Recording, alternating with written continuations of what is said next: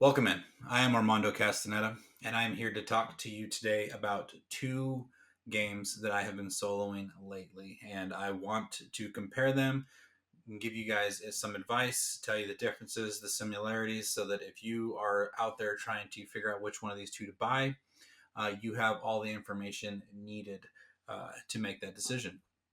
So the games that I am talking about are Terraforming Mars. So is the original box that is the base game with prelude in it. Mind you, you always have to have prelude when playing Terraforming Mars. And this is Terraforming Mars Ares Expedition. So these are the two games that we will be looking at today, with a solos player's mindset, solo mode being the prime way that you're going to play this. We will talk some of the similarities and differences. If you are going to purchase this game for group play, but let's go ahead and get into some of the similarities. So, as far as the games go, they're both hand management games, both income based games. You take control of the companies and you start having to make oceans on Mars. You have to start producing oxygen. You have to start increasing the temperature on Mars. Player mats are almost 90% identical in both of these games. Producing resources, the exact same. Playing cards, the exact same. Like, there's really no difference when it comes to the base of these two games. The real differences when it comes to Terraforming Mars and Ares Expedition comes with the big board in the middle that Terraforming Mars comes with. It gives you the ability to do contracts. It gives you added tile placement options and like kind of area majority, where you get to enclose other people, you get to block other people. It gives you more placement bonuses during gameplay. You get a little bit of take that in there as well, and it also gives you end game bonuses. So it's not that it's it's better to have the big board, but it just makes the game more complex in the long run, which is why it's a better game because the interaction between players is greater. You Whereas in Ares Expedition, there is seemingly no player interaction whatsoever, except for the selection of the phase on like, well, I'm going to choose research, and I hope you choose something that I need. Like produce resources. So that is really the only player interaction when it comes to Ares Expedition. But I mean, Ares Expedition still comes with a board because you still need to track everything. But the board is about 1/8 of the size, and you do have tiles, but it's 9 ocean tiles that essentially there is nothing other than you flip one over and see what bonuses you get out of it. So let's talk about the solo modes. We talked about the differences. The solo modes, I think, is why everyone is still here. So in Terraforming Mars, you get 14 turns to get 63 TR points. You start out with 14, so you're really only going after what, 49? But only 41 of them are on the board. So between oxygen, between the oceans, and the temperature, those are 41. You have to go find an additional 8 uh, victory points out there in order to meet that 63 criteria. So if you use Prelude, you actually lose 2 turns. You have to complete the game in 12 turns. So that's kind of a big deal. But playing with Prelude is necessary. I would rather play with Prelude and lose 2 turns than not play with Prelude. So in Ares Expedition, you get 5 rounds. You get 5 actions per round, plus the 5 actions the AI gives you along with the one. So essentially, that's where you get 50 moves. You have to get all of the oceans. You have to get all of the oxy maxed out and the temperature maxed out, and you win the game. The game also, Ares Expedition, one of the reasons why I really enjoy it, not to take away from my pros and cons, but it comes with difficulty modes, which Terraforming Mars does not. So you get novice mode, you get normal mode, and you get expert mode. Basically, what that does at the end of every round, if you play with novice, you get 2 additional free ticks up oxygen and temperature track, just to help you win the game. Normal mode, you get 1 on each side, and expert mode, you get 0. So you get no help from the AI. So that is a huge impact when it comes to like new gamers wanting to get into the solo, being able to, come into a game that gives you a little bit of flexibility. So the pros for Terraforming Mars. Um, During solo play, like I think I said it before, it's the exact same game as if you were playing with somebody else. That is the beauty of Terraforming Mars, is that you get to enjoy the amazing gameplay in solo mode as if you would be playing with somebody else. The game does not change, other than the fact that like the VP points you get on your cards or the contracts, like none of that comes into play. It's strictly, can I terraform Mars as fast as possible and get all those points in?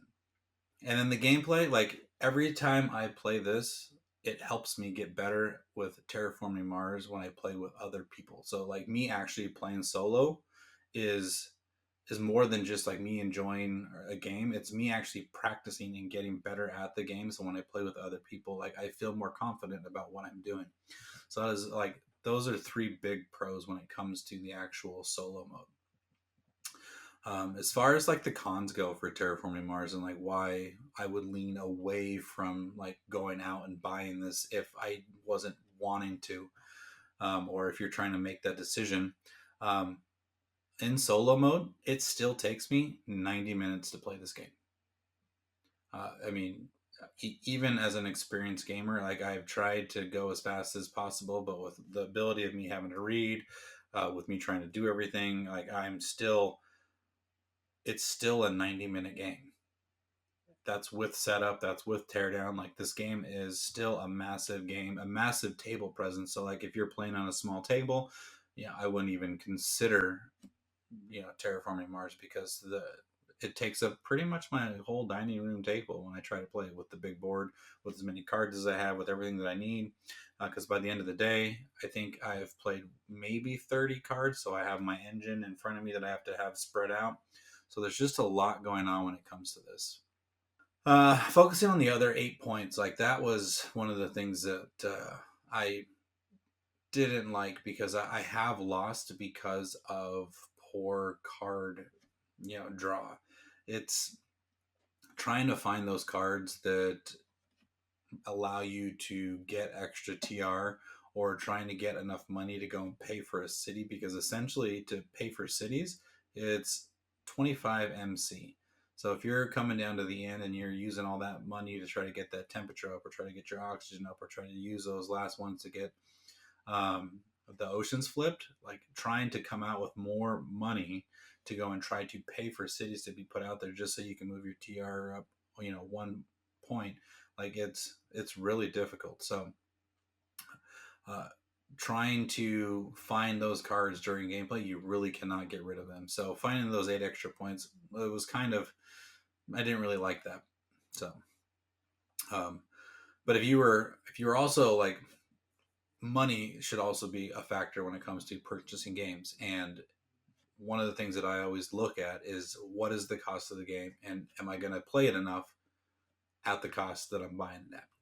And as of right now, Terraforming Mars, at the point of this recording, even on Amazon or wherever you find it, is a $70 base game. You might be able to find some deals. You might be able to get it down to $60. And then to get Prelude, to make the game better, faster, in my opinion, which I don't like.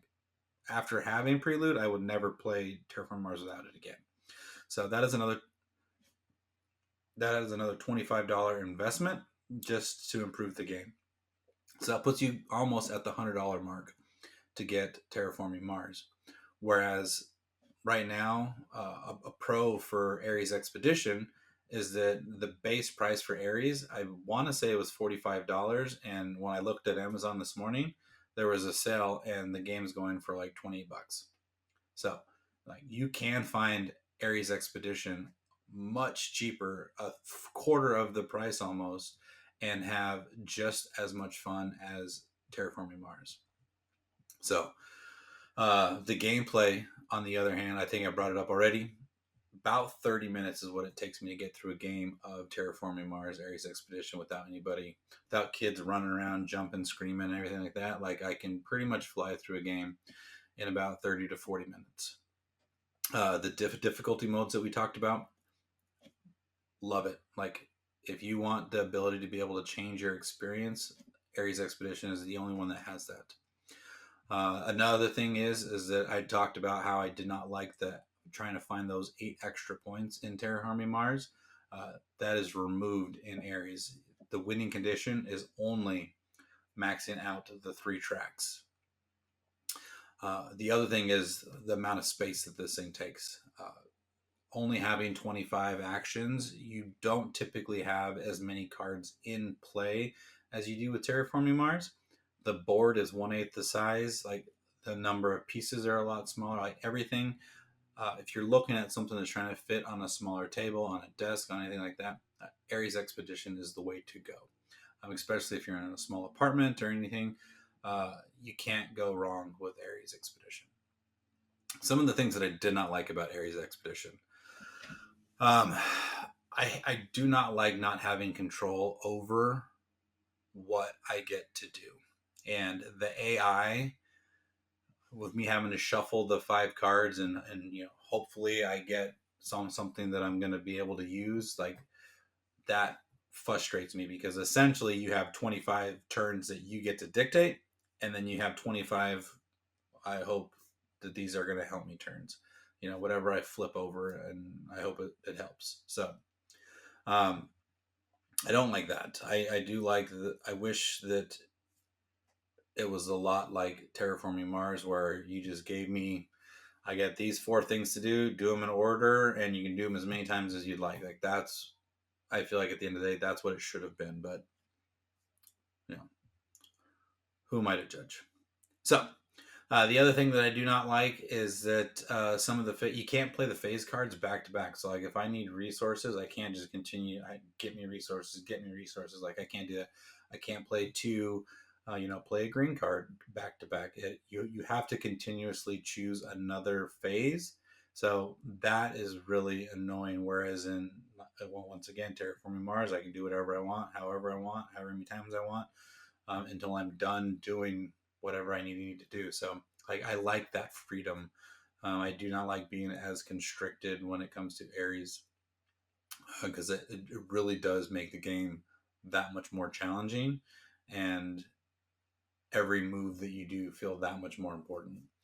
And then if you do buy this game, and you do play it with other people other than solo mode, one of the biggest downfalls is the lack of player interaction. One of the things that I really like, that's why I play board games, that's why I go to the table, is because I like playing games where I get to interact with other players, because it makes the experience more fun. Playing Ares Expedition, it makes you feel like you're just playing a little solo game right in front of you. Whatever anybody else is doing doesn't really impact what you're doing, and vice versa. There is no other interaction other than selecting of what phase you are going to play that round. So, Terraforming Mars owners, if you already own the big box, do you need the little one? The answer is, if you play Terraforming Mars solo, it would, and the reason why you don't play it more is because the game takes so long, and because the game takes so much space, then yes, go get Ares Expedition, because the only reason why this one is still in my collection is because of the ease in which I can get the solo mode to the table, because I would rather solo AE than this big boy, because I usually don't have, with having my kids running around, like, I don't have enough time and space to get in a full Terraforming Mars game and feel good about it. So AE, yes. But if you're not playing a solo, and there's no reason for you to go get Ares Expedition, because Terraforming Mars is an amazing game. I mean, if you have it and you love it and you're pulling it out and you got those 2 hours to commit to it, then go and commit to it, because you would be, this game does not even scratch the surface of what you already have. And like I said, unless the solo mode is your driving factor. Ares Expedition owners, if you're only playing this solo, you already got the game. Like, there's no need to go spend the $100 to go get Terraforming Mars, especially if you don't have a big groups. If you're not trying to table this with a lot of people, Ares Expedition is going to fit everything that you need. And like I said, it comes in at 1/3 the price. You cannot beat the price point, the value that you are getting for Ares Expedition. So at the end of the day, the winner, and for me, because of the value, is Ares Expedition for all my soloists out there. The game comes, it's about 90% of the same feel. You get the same emotions, you like everything other than the phases, which at the end of the day, like, you'll get over, because the feeling's still there. You still trying to terraform Mars is still there. Everything that you enjoy with the big box, you're still getting with the little one. So kudos for Stronghold Games. For I personally feel like this one was meant to be streamlined and was meant for solo. Like they took a lot of those considerations into play, and they did a really good job, other than the few gripes that I have. But other than that, like, still a great game. So I hope those answered your questions. If you had any, I hope you enjoyed this video. I do appreciate you guys staying here. If you're still here, please like and subscribe. You guys are awesome. If you guys like this video and you want to see more content daily, please follow me on Instagram at B2Meeples. Thank you.